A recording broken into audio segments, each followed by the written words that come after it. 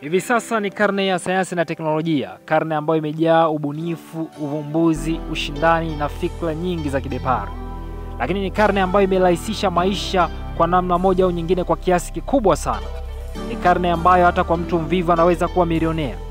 Ni karne ambayo hata kwa mtu mvivu anaweza kuwa bilionea.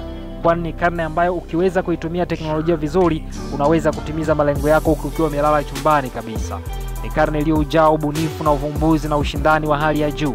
Lakini wako baadhi ya watu wanadhani ya kwamba kwa sababu ya ukuaji wa teknolojia, yamkini dini ama Mungu anaweza kuondolewa kabisa katika fikra za wanadamu, kwa kile kinachodhaniwa ya kuwa mapinduzi ya teknolojia yanaweza kupachukua mahali pa Mungu. Mimi sijui kama jambo hilo litakuwa ni kweli au la, anayejua ni Mungu mwenyewe. Lakini mimi leo ninataka nikuletee baadhi ya teknolojia ambazo zinakuja kuipindua dunia miaka 10 inayokuja na zaidi. Teknolojia hizi zinakwenda kuifanya dunia kuwa mahali bora kabisa, lakini vile vile zinakwenda kuifanya dunia na mtizamo uwe tofauti kabisa katika maisha ya mwanadamu ya kila siku. Hii ni Mkonge TV.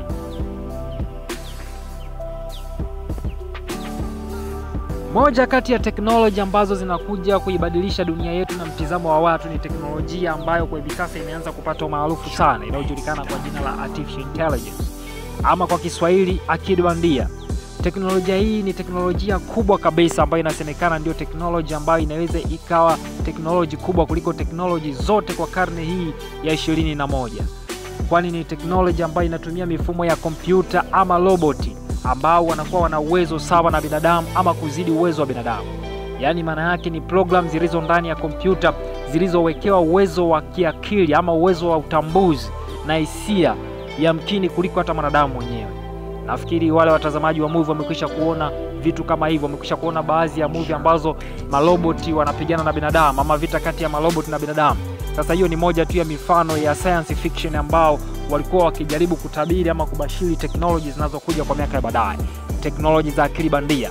Yaani ziko ajira nyingi sana duniani ambazo zitakuwa zikifanyika kwa kutumia tu mifumo ya kompyuta yenye akili ama uwezo sawa na binadamu, zinazojulikana kama Artificial Intelligence ama akili bandia. Kwa hiyo baadhi ya kazi hazitakuwa zinahitajika tena, kwa sababu programu hizi zitakazokuwa ndani ya kompyuta zitakuwa zina uwezo wa kujicontrol ama kujiendesha zenyewe bila kuhitaji mwanadamu. Hii ni moja ya teknolojia ambayo mpaka hivi sasa inatumika na makampuni makubwa ya kidijitali ama ya teknolojia kama vile Google, Facebook, Amazon na mengineyo mengi.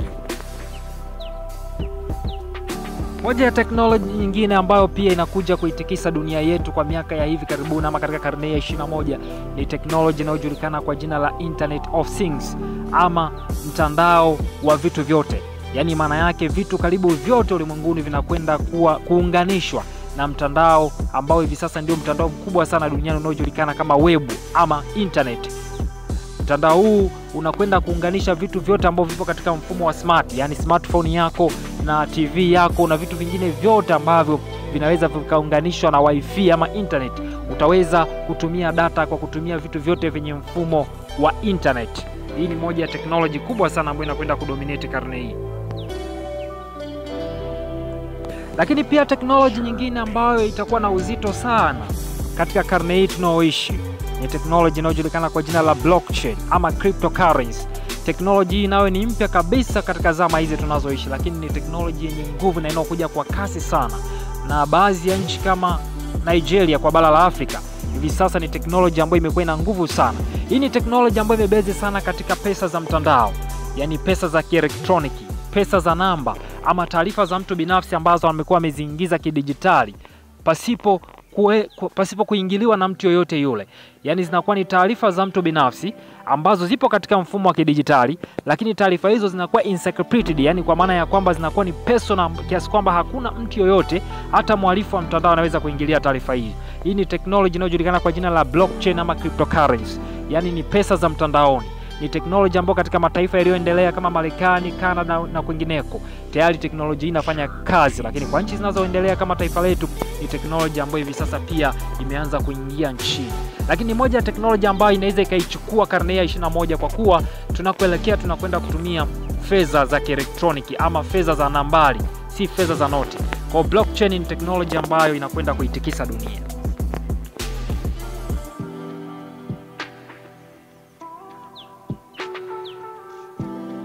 Teknolojia nyingine ambayo inakwenda kuitikisa dunia ni teknolojia inayojulikana kwa jina la digital employees ama digital revolution, mapinduzi ya kidijitali. Mapinduzi ya kidijitali yameanza kufanyika tangu mnamo wa karne iliyopita, karne ya 20 mpaka hivi sasa. Mapinduzi ya kidijitali ni teknolojia ambazo zinakuja kwa spidi sana, kwa maana ya mitandao ya kijamii, na ni moja ya teknolojia ambayo inakwenda kuondoa kabisa ajira ya baadhi ya watu. Kwa mapinduzi ya kidijitali ni moja ya teknolojia kubwa sana ambayo wataalamu wa teknolojia wanasema ni teknolojia itakayotawala karne hii ya 21. Teknolojia nyingine yenye nguvu kabisa ambayo inakwenda kuidominate ama kuitawala karne hii ya 21 inajulikana kwa jina la virtual reality ama augmented reality. Hizi ni teknolojia ambazo kwa wale wacheza magemu wanafahamu, ambao mtu anaweza akavaa kitu kama audubini kubwa kabisa kwenye macho yake pale kichwani, ama anaweza akajifunika juu ya kichwa. Vitu atakavyokuwa anavitizama katika ile miwani ya kile chombo alichovaa kwenye uso wake ama kichwa chake, vitakuwa ni vitu ambavyo kama halisi. Yani kama ulikuwa unacheza game, utakuwa ni kana kwamba unacheza game ama unafanya mchezo na wale watu ambao unawachezesha kama katika uhalisia.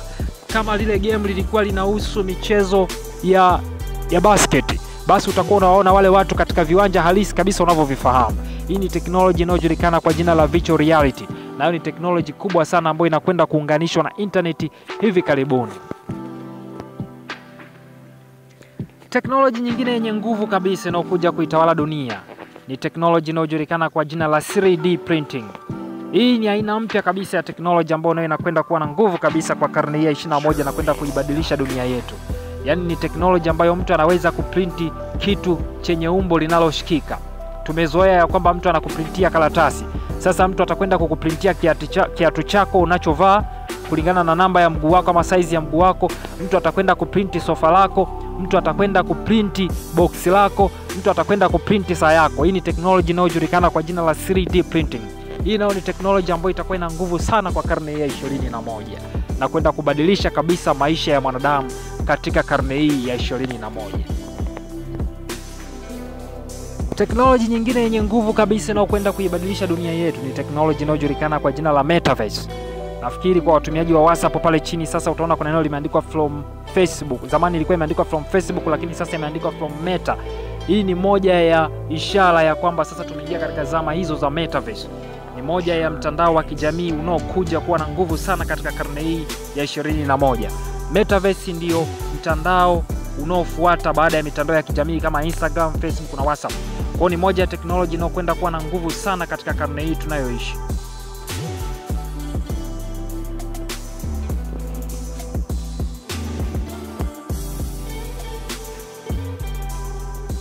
Hivyo kwa kusema hivyo ninamaanisha ya kwamba metaverse ndiyo future ya social network ama future ya mitandao ya kijamii.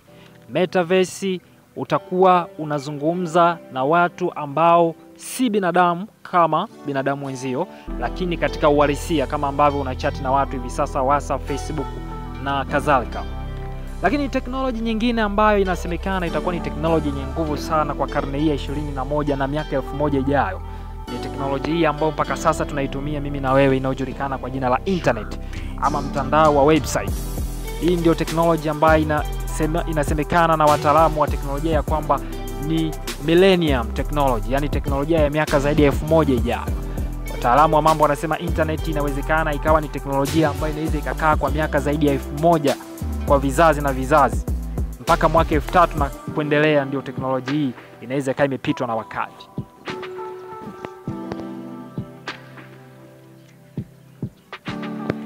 Teknolojia nyingine yenye nguvu ambayo wataalamu wa teknolojia wanasema ya kwamba ni teknolojia ambayo inaweza ikaitawala karne yetu hii ya 21 ni teknolojia ya machine learning. Yaani maana yake ni kwamba badala ya kwenda darasani kufundishwa na walimu, mtu anaweza tu kuwa chumbani kwake ama nyumbani mwake na akawa anajifunza kitu chochote ama ujuzi wowote ule kupitia kompyuta yake ama kupitia vifaa vya smart technology ambavyo anaweza kama ameconnect na data na akajifunza ujuzi wowote ule popote pale alipo kupitia smart device technology. Hii ni moja ya teknolojia pia ambayo itakuwa na nguvu sana kwa karne hii ya 21. Lakini pia teknolojia nyingine ambayo wataalamu wa mambo wanasema ya kwamba itakuwa ina nguvu sana kwa karne yetu hii ya 21 technology ya datafication of our world, yaani kuifanya dunia kuwa ya kidata ama dunia iliyounganishwa kidijitali pamoja na data. Unaona? Yaani ni kwamba data zote za ulimwengu zinakuwa katika sehemu moja inayoitwa supercomputer. Hii ni moja ya technology ambayo pia itakuwa ina nguvu sana duniani. Yaani maana yake ni kwamba hakuna tena siri. Kila kitu kipo wazi kwa sababu data za kila kitu, wanyama, binadamu, mimea na chochote kile kinachoonekana unachokifahamu wewe duniani hapa, data zake zote zitakuwa zimeunganishwa na data kubwa kupitia mifumo ya kidijitali ama ya kiteknolojia. Hii ni moja ya teknolojia ambayo itakuwa na nguvu sana kwa karne hii ya 21.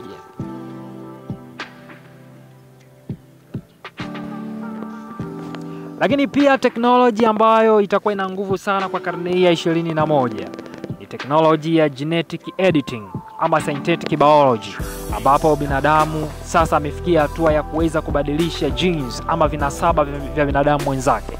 Yaani mtu anaweza kubadilishwa vinasaba tangu akiwa tumboni kabla hajazaliwa. Madaktari bingwa wanaweza hivi sasa kubadilisha vinasaba vya manii ya mwanaume kabla hata haijaingia katika kizazi cha mwanamke ama kuingia katika tumbo la mwanamke.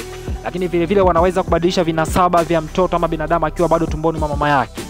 Lakini hata ukiwa mtu mzima unaweza kubadilishwa vinasaba ama vikaeditiwa. Kwa hiyo teknoloji hii pia inasemekana itakuwa ni teknoloji yenye nguvu sana katika karne ya 21, ambapo watu watabadilisha maumbile yao na vinasaba vyao.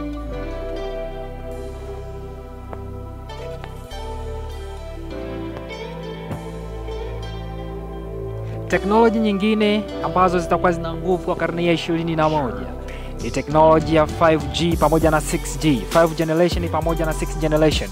Yaani maana yake ni kwamba watumiaji wa data hivi sasa mtu ana uwezo wa kupakua ama atakuwa na uwezo wa kupakua kitu ambacho alikuwa anakipakua kwa dakika 30 kupitia 5G ama 6G atakipakua kwa sekunde moja tu.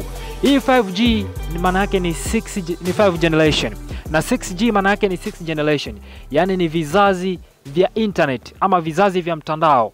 Baada ya simu kugunduliwa tulikuwa tuna MB, baadaye tukaingia 1G, baadaye tukaja 2G, 3G na sasa tunaenda katika 4G. Lakini nchi zilizoendelea wameshafika 5G na 6G. Sasa teknoloji ambazo zitaidominate karne ya 21 wataalamu wa teknolojia wanasema itakuwa ni 5G pamoja na 6G, ambapo kitu kilichokuwa kinapakuliwa ndani ya risali moja hivi sasa kitapakuliwa kwa sekunde moja. Ingawa baadhi ya watu wanasema teknolojia hizi zinaweza zikazi na madhara kwenye ubongo wa binadamu, lakini ni moja ya teknolojia ambazo ndio zinakuja miaka 10 ijayo, lakini zitakuwa zina nguvu sana duniani.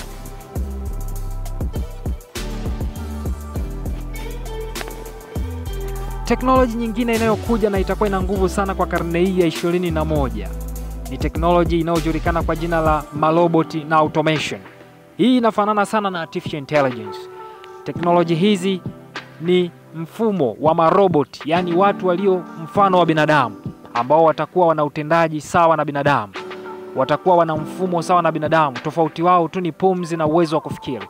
Lakini ni watu ambao wameunganishwa na data ama ni watu wanaotumia mifumo ya kompyuta kufanya kazi ambazo binadamu anafanya. Hii ni teknolojia ambayo inakuja miaka 10 inayokuja na zaidi, lakini ni teknolojia ambayo itakuwa ina nguvu sana kwa karne ya 21 kwa sababu hii inafanana na ile teknolojia ya kwanza kabisa niliyokuambia inaitwa artificial intelligence, ambayo ndio teknolojia inayokwenda kudominate ama inayokwenda kutawala teknoloji zote katika karne hii ya 21.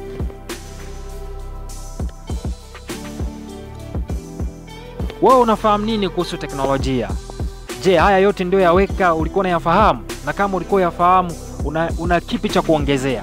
Ama unafahamu nini kuhusu teknolojia? Ama ni teknolojia gani ungependa nizizungumze hapa? Ni teknolojia gani zinazokuja ungependa nizizungumze hapa usizozifahamu? Ama ni maoni gani ulionayo kuhusu teknolojia? Unaamini ya kwamba teknolojia ni kitu kizuri ama ni kitu kibaya? Unaamini ya kwamba teknolojia inaweza ikapachukua mahali pa Mungu? Unaamini ya kwamba teknolojia itakuja kufuta kabisa dini? Unaamini ya kwamba teknolojia ina faida hata kuliko hasara, ingawa hasara zake zipo pia? Unaamini ya kwamba teknolojia imeturahisishia maisha na hivi sasa watu wanakuwa mamilionea kupitia teknolojia? Unaweza kuweka maoni yako